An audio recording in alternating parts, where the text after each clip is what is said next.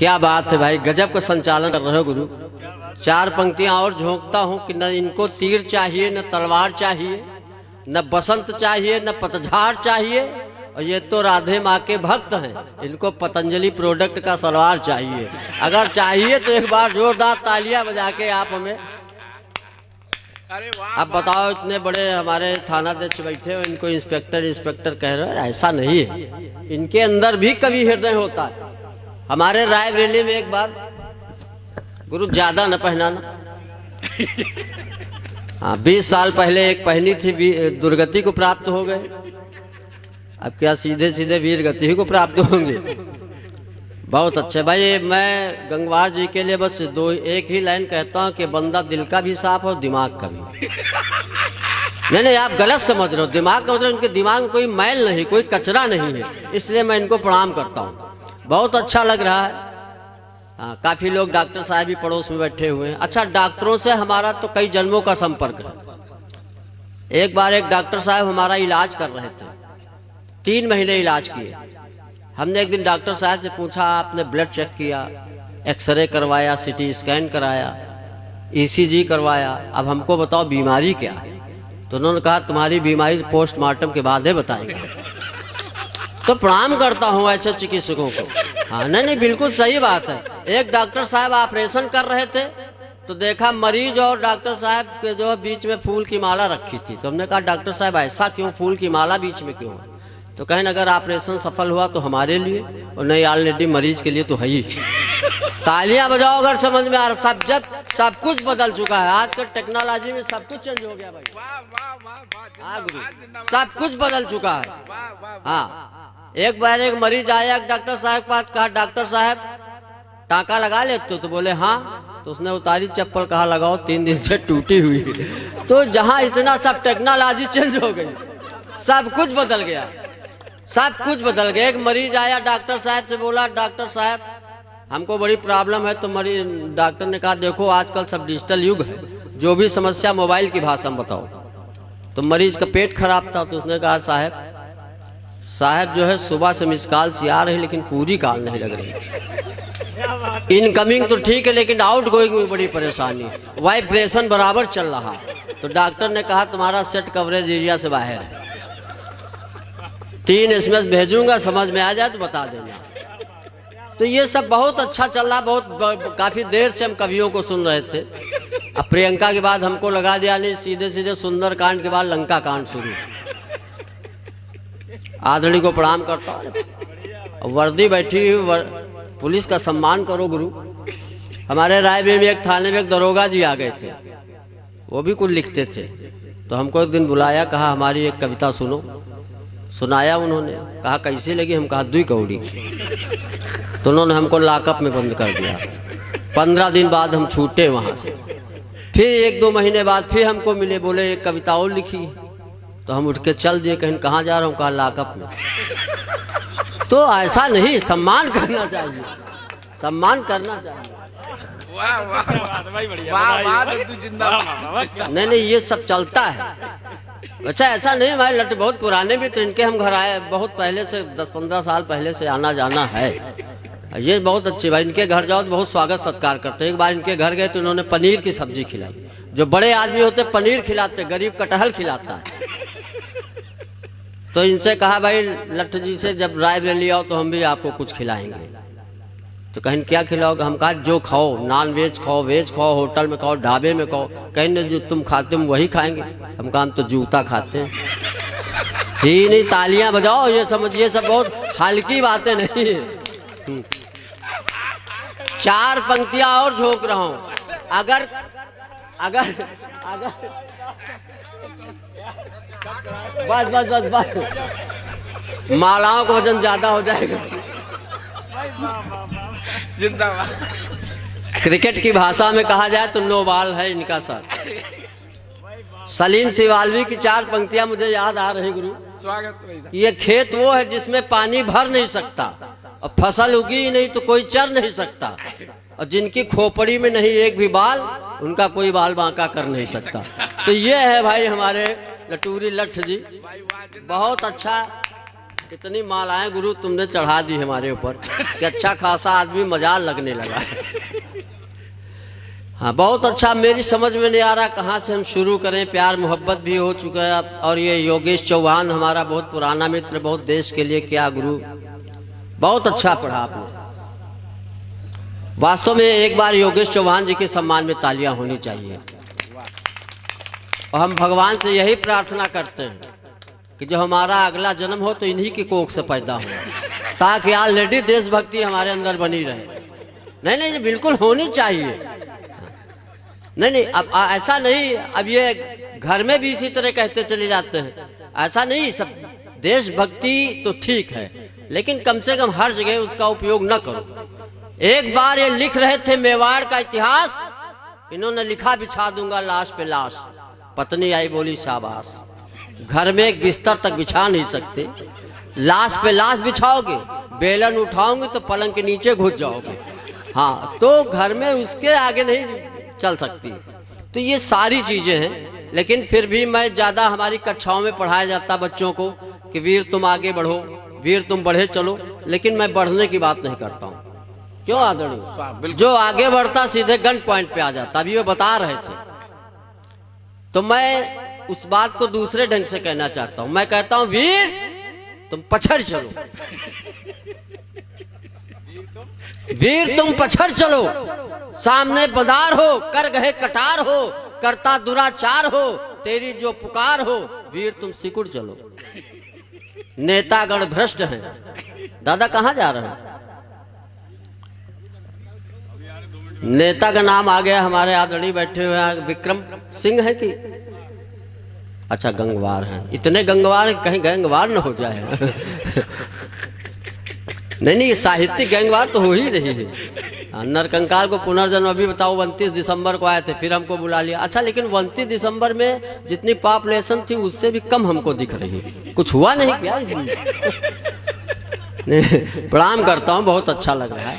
काफी देर से देखिए, हमारे देश का ये हमेशा इतिहास रहा है। अभी बताओ, कुछ दिन पहले हमको एक आदमी यहाँ भीख मांगते हुए मिला, हट्टा कट्टा। तो हमने कहा यार हट्टे कट्टे कैसे भारतीय तुम यहाँ भीख मांग रहे हो? कहें मैं भारतीय हूं ही नहीं। हम कहा कौन हो? बोले पाकिस्तान से। तो हम कहा यहाँ कहाँ मांग रहे हो? कहें कहाँ मांगे? तो हम कहा अपने देश में जाके मांगो। बोला किससे मांगे? वहां सभी मांग रहे हैं। तो हमने कहा इमरान खान से मांगो। कहें गौर से देखो मैं वही हूं। तो ये देश का इतिहास तो हमेशा जो है, ये हम बहुत भाग्यशाली हैं जो इस देश में हमारा जन्म हुआ। भाग्यशाली का मतलब जिसकी साली भाग गई हो।